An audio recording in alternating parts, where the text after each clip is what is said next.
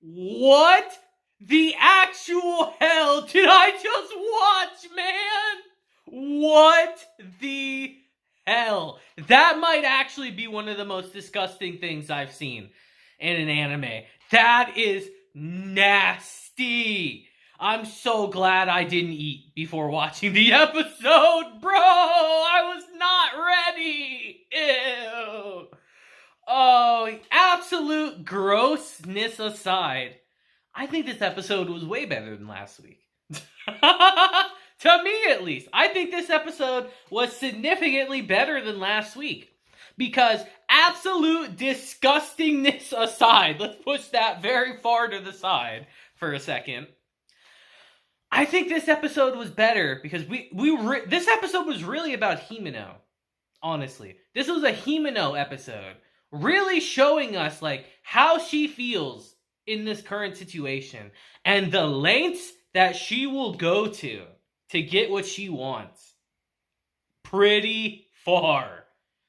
So, without further ado, let's just get into it, honestly, and talk about Chainsaw Man episode 7 today, because it was freaking something, alright. So our episode this week begins immediately where the last one left off, with Denji jumping inside of the Eternity Devil and just wrecking havoc, just going absolutely insane inside of this thing, destroying everything he possibly can in an attempt to stop the madness that they're in. And I'm gonna note that the Eternity Devil seems to know the Chainsaw Devil. It seems to know who he is. As it literally says that, I knew you were alive, Chainsaw. Everything is not going super smoothly, though, because I would argue Denji is getting a bit overpowered in this situation, as Power says that Denji's losing blood ceaselessly. When he's lost too much, his chainsaws will retract. As we see when the Eternity Devil takes a huge bite out of him, and we see that his chainsaws do retract, actually. As it says that you are so much weaker now. How far you've fallen, Chainsaw. Clearly implying that this devil knows all about the Chainsaw Devil, Pochita, within Denji. But the Eternity Devil seems to forget one incredibly important detail. It has blood itself. As Denji takes a bite out of it and says, this blood might seriously taste like shit. But watching you shriek in pain makes it taste like strawberry jam, baby. So he has an endless supply of it, technically, to keep him going. But it's here we transition to a very important scene. I would argue the most important scene of this episode, as we see Himeno remembering the words that her master told her, that the hunters that devils fear the most are the ones with a couple of screws loose. As we transition back to a scene in the past, as he says that Sahara had his head on straight, so he died. Same goes for Kinouchi and Subaru and Sasaki, all sane. They were reasonable enough to fear attacks from a devil, and that fear only ended up making the devil stronger. As he asks Himeno that, you've been working with Aki for a while now. What do you think about him? Is his head on straight? As she tells him that, I wouldn't really say that about anyone who's trying to kill the gun devil. But he rebuttals and tells her that, didn't you join public safety because you were after the gun devil too? You got any screws loose? And she tells him, no, sir. As he explains that most hunters, including you, are out to put the gun devil down. They're earnest, honest, straightforward. And that means the devils know exactly how to fuck with them. But there's no telling what a crazy person's thinking. And even devils are afraid of what they don't understand. And if you're still visiting your partner's graves every month, then your head's still on pretty tight. And as he's leaving, he tells her that Aki's still a punk, so make sure you work him over. But she responds by saying, I'll take it one step at a time with him. But he's got to burst her bubble here and says, that's not good enough. The kid's serious about collecting the meat chunks, right? He's gonna actually find the gun devil if he does. Meaning that if you don't work him over, don't take this seriously, when he finally meets the gun devil, he's done. He's going to die immediately, senselessly, because he's not prepared. And it's here in this moment, when it's just us and Himeno, that we see her real, true feelings and thoughts finally come out a little bit. And it's a little messed up, honestly. But she has really good intentions here, but it's kind of wrong at the same time. As we transition to her talking to Aki, saying, Aki, you want to join the private sector with me? She says, instead of chasing the gun, we could go out for lunch, see a movie on our way home, really enjoy ourselves. As Aki tells her that if you want to go out for drinks, I'll join you. But I have no intention of ever going private. And it's here she thinks to herself that if Aki fights the gun devil, he's going to die. Not because he's too weak, or because it's the kind of devil that can kill hundreds of people in seconds. It's because Aki's cool and serious and kind and normal, like most people. And it's here in this scene that I think my comment last week of her catching feelings for Aki, I think is 100% the case. Because she knows what's going to happen to him if he goes down this path. He's going to die. He's going to die. She doesn't want that more than anything. This scene really illustrates the fact that she wants to protect Aki more than anything. This whole episode, honestly, just gives off that vibe, especially the ending. The ending gives off a lot of stuff, but that's the overlying thing.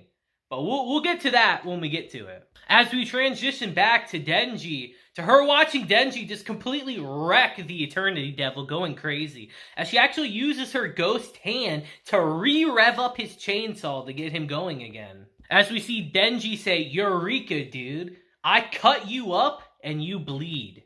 I drink that blood and heal. I'm a fucking perpetual motion machine.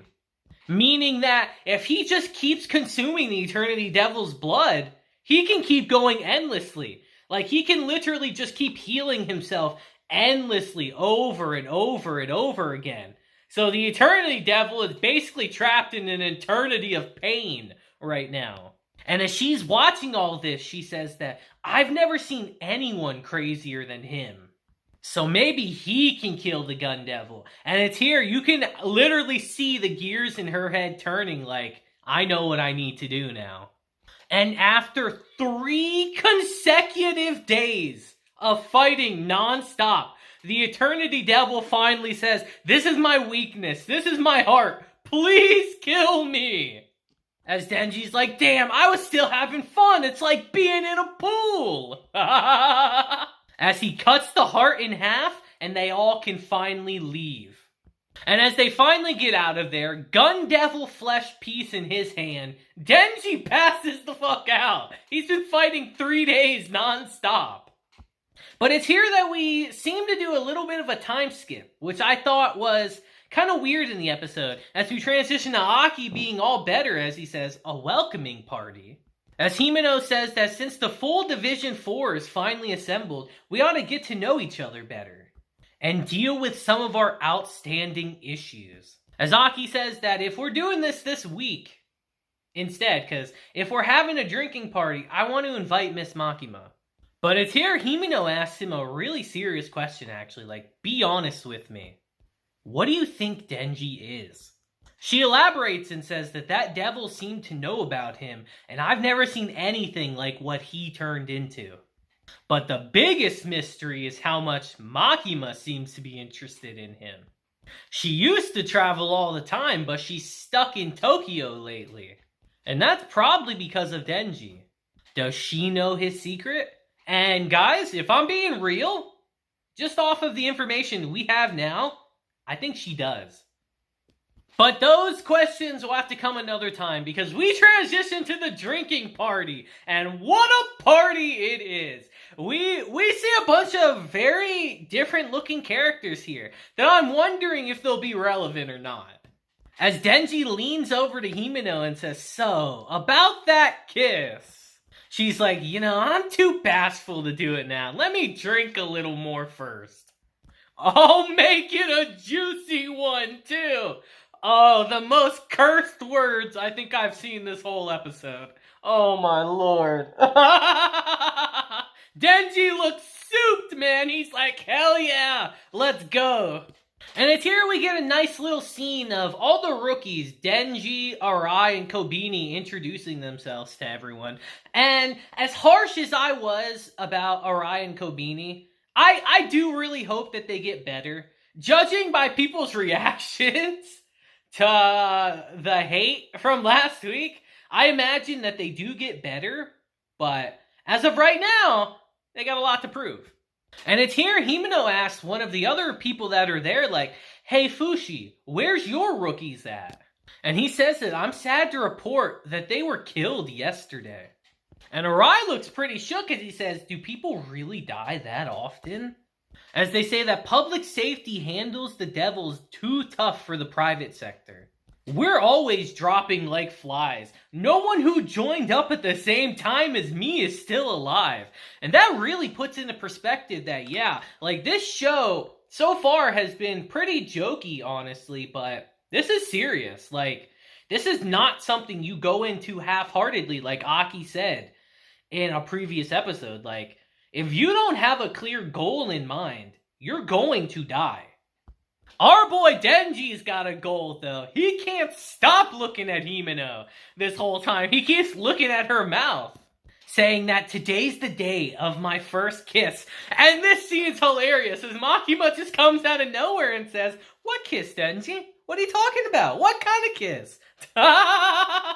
As she says that, so, are you kissing someone, Denji? Who is it? And our boy Denji is in a rock and a hard place right now. He's right in between. He's like, damn, I don't want Makima to see me kiss Himeno. But I want to kiss with tongue just as bad, man.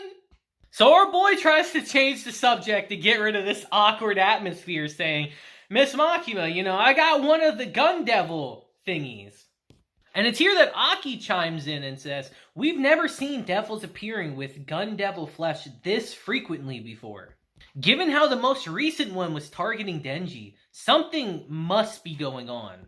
As he asks her, do you know what Denji's deal is, ma'am? And she just gives him a look, man, and I swear she knows. She has to know. I love Denji, man, but there's no way she would be doing all this because she likes Denji like that. There's no way. She's gotta know what's up. As she downs her beer and says, I'll tell you if you could outdrink me. As Aki's like, alright, ma'am, I'll take that challenge. Let's go. Himeno's like, yo, I'm doing it too. Let's do it. And bro, Makima's kind of a savage. What the fuck? Himeno's passed out. Aki's sitting here regretting his life choices. And Makima's just like, oh, I want another one. Like, what the fuck? And it's here we get the scene, which is Denji's best moment in his life and worst at the same time, as Himeno grabs him and starts tonguing this man down. And I love how Makima just looks over and says, oh my. Like she's literally staring at him the whole time it's happening. It's mega awkward. Even Denji's like, she's watching. And bro, she is like really tonguing him down. But all of a sudden, Denji's like, that's not a tongue in my mouth. And she throws up in his mouth. Like, what? That's so fucking disgusting. Oh my god, that's so fucking nasty, bro. Oh my god. What an experience for your first kiss. You'll never forget it, I'll tell you that. I like how one of the hunters literally says, well, that's traumatic. That's an understatement, bro. And Denji fucking swallows it, man. Like, what? It's so fucking nasty. And as they're all leaving for that night, we see Makima say, where's Denji at? As one of them says that, I saw Himeno pick him up and walk off somewhere. And it's here we see Denji wake up in an apartment, Himeno's apartment, as she mounts this man and gives him the real kiss this time. As she says, Denji, what are you doing in my place? Did I bring you here? But I think this is a play, personally.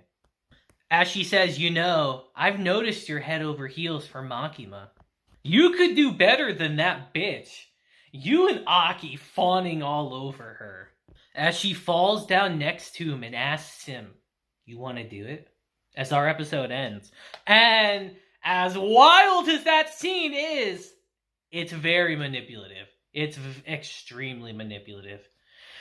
How I interpreted this scene is that she's willing to do anything to make sure that Aki doesn't have to fight the Gun Devil. Because how I view this is, she sees Denji as the craziest person she's ever seen. Ever. And she feels that if she can get him to fight the Gun Devil and take it out, then Aki won't have to do it and he can live. She's essentially signing Denji up for his death to save Aki.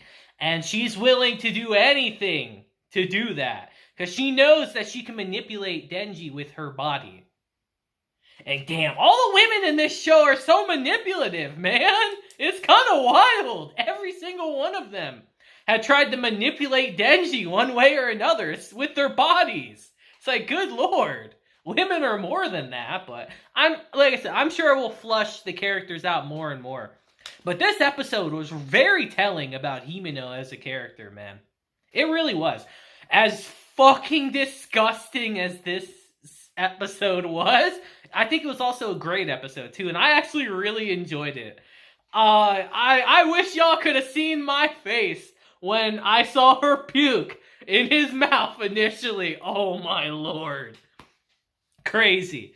But this episode I liked a lot, and I'm very excited for next week to see what happens next. So until then, guys, I hope you have a great day, week, month, and year, and don't ever let a woman puke in your mouth, bro. Or guy, ladies, don't let them do that either, unless you like that shit. that's your opinion, but so fucking disgusting, dude. Until next time, I'll see you guys later. Deuce.